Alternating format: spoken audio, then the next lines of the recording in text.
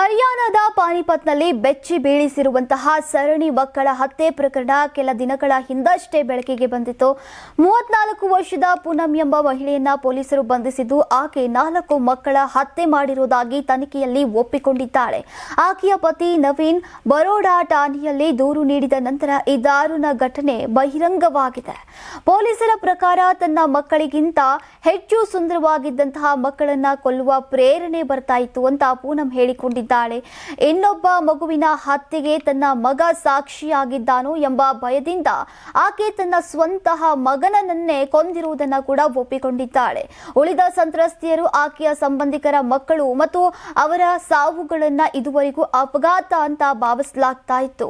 ಈಗ ಪೊಲೀಸರ ಮಾಹಿತಿಯ ಪ್ರಕಾರ ಪೂನಂ ಮಕ್ಕಳಿಗೆ ಗಿಫ್ಟ್ಗಳನ್ನ ಕೊಡ್ತಾ ಇದ್ಲು, ಅವರೊಂದಿಗೆ ಆಟ ಆಡಿ ನೃತ್ಯ ಮಾಡಿ ಅವರನ್ನ ತನ್ನತ್ತ ಆಕರ್ಷಿಸ್ತಾ ಇದ್ಲು. ಈ ಆತ್ಮೀಯ ವರ್ತನೆಯಿಂದ ಮಕ್ಕಳು ಆಕೆಯ ಬಳಿ ಸುರಕ್ಷಿತವಾಗಿದ್ದೇವೆ ಅಂತ ಭಾವಿಸ್ತಾ ಇದ್ರು.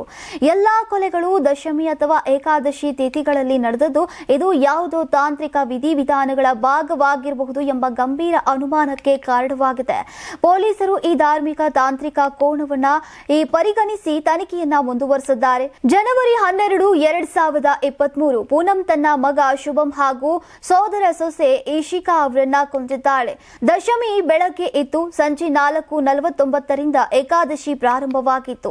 ಇದೇ ಸಮಯದಲ್ಲಿ ಹತ್ಯೆಗಳು ನಡೆದಿವೆ.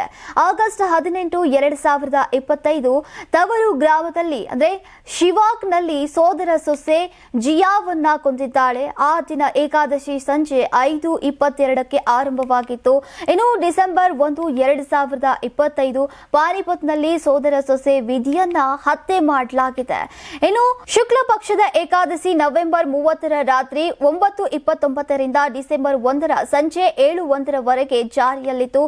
ಪುನಃ ಒಂದೇ ತಿಥಿಯನ್ನ ಆಯ್ಕೆ ಮಾಡಿಕೊಂಡಿರುವುದು ಈ ಕೊಲೆಗಳ ಹಿಂದೆ ಪೂರ್ವ ಯೋಜನೆ ಮತ್ತು ವಿಧಿವಿಧಾನಗಳ ಅಡಕವಾಗಿರುವಂತಹ ಸಾಧ್ಯತೆಯನ್ನ ಬಲಪಡಿಸಿದೆ. ನೀವು ಸಣ್ಣ ಆಗ್ಬೇಕಲ್ವಾ? ಅದು ಒಂದು ಉತ್ತಮ ಆಹಾರದಿಂದ ಸಣ್ಣ ಆಗ್ಬೇಕಲ್ವಾ? ಪ್ರತಿದಿನ ನಮ್ಮ ಜೀನಿ ಸ್ಲಿಮ್ ನ ಯೂಸ್ ಮಾಡಿ ಯಾವುದೇ ಸೈಡ್ ಎಫೆಕ್ಟ್ ಇಲ್ದಂಗೆ ನೀವು ಸಣ್ಣ ಆಗ್ತೀರಾ.